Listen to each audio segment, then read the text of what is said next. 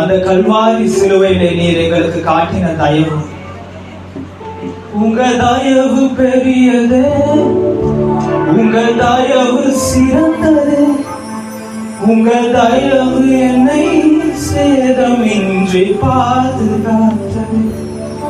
உங்க தயவு பெரியது, உங்க தயவு சிறந்தது, உங்க தயவு என்னை சேதமின்றி பாதுகாத்தது.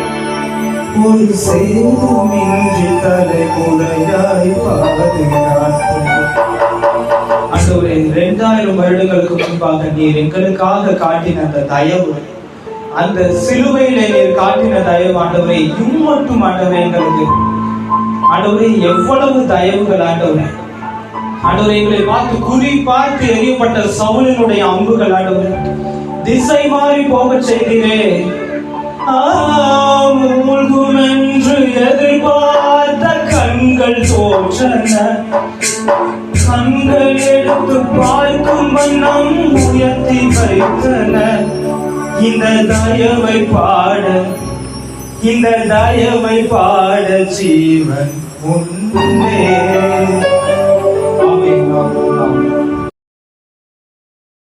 நான் ஒரு 10 லட்சம் ரூபாய் கடன் பட்டுட்டேன், சரிங்களா?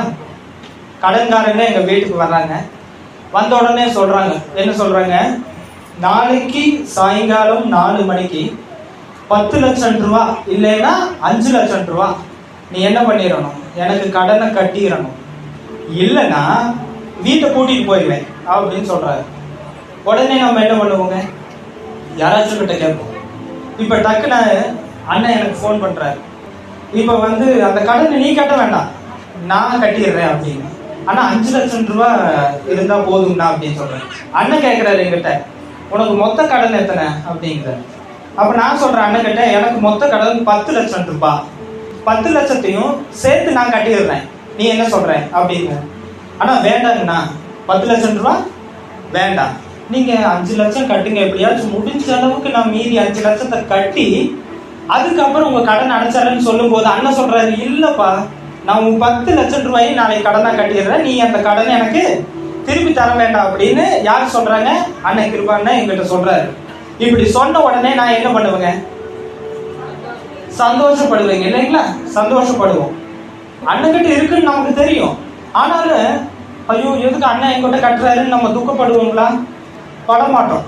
அந்த மாதிரி சிலுவையிலே இயேசு கிறிஸ்து என்னுடைய பாவத்திற்காக சிலுவைக்கு போய் மரித்தது எனக்கு துக்கத்தை தரக்கூடியது அல்ல, சந்தோஷத்தை தரக்கூடியது. அவர் சிலுவைக்கு போய் மறிக்கலன்னா வச்சுக்கோங்களேன், நம்மளுடைய பாவங்கள் எப்படி மன்னிக்கப்படும்? யோசிச்சு பாருங்களேன். இப்போ உங்களிடத்துல ஒரு சின்ன கேள்வி கேட்கிறேன். ஒரு கிறிஸ்தவ நடிப்பு தினம் அப்படின்னு காலண்டர்ல நீங்க எங்கேயாச்சும் பார்த்துருக்கீங்களா? கிறிஸ்தவர்கள் நடிப்பு தினம் அப்படின்னு யாரும் பார்த்துருக்க மாட்டீங்க. அப்படி ஒண்ணு இல்லவே இல்லை.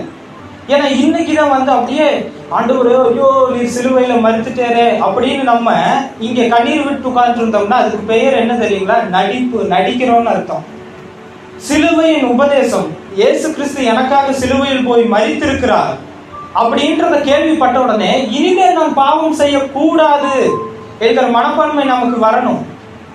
சிலுவையில் ஆண்டவர் எனக்காக அடிக்கப்பட்டார், அதை நினைக்கும் போது நான் இனிமே எந்த ஒரு பாவமும் செய்யக்கூடாது, ஏன்னா அவர் எனக்காக அடிக்கப்பட்டார் என்கிற மனநிலைமை தான் நமக்கு வரணுமே தவிர நம்ம என்ன நினைச்சுக்கிட்டு இருக்கிறோங்க, ஐயோயோ எனக்காக சிலுவையில் ஆண்டவர் அடிக்கப்பட்டுட்டாரேன்னு கவலைப்படுறது மூலமா நம்ம என்ன தெரிவிக்கிறோம் தெரியுங்களா?